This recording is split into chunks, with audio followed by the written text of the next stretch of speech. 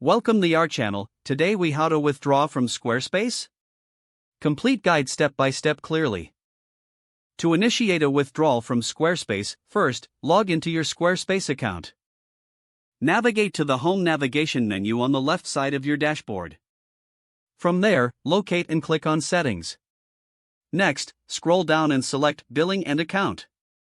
Under the Billing section, look for the Payment Methods section to manage your payment details. If you wish to withdraw funds, ensure your payment method is valid and updated. Now, return to the Settings menu and choose Site Availability.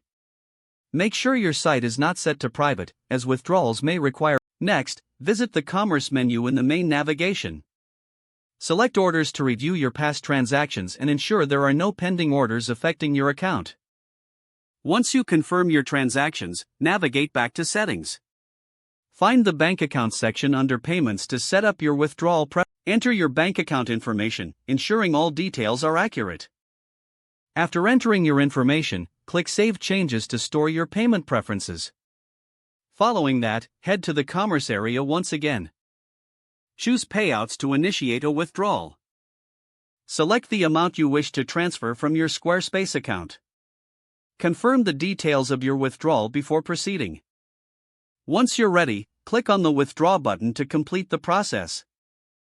You will receive a confirmation email once your withdrawal is processed. For real-time updates on your transaction, check the Payouts section periodically.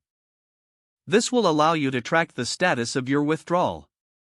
If you experience any issues, consider reaching out to Squarespace customer support for assistance.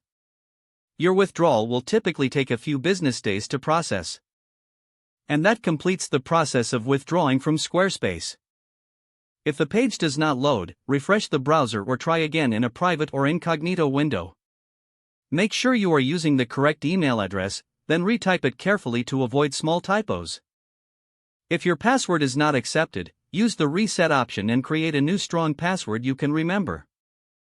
Check your spam folder for verification or security emails, then complete any requested confirmation steps.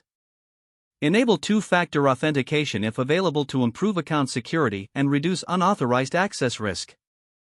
After signing in, review your profile details so your contact information and settings are accurate and current.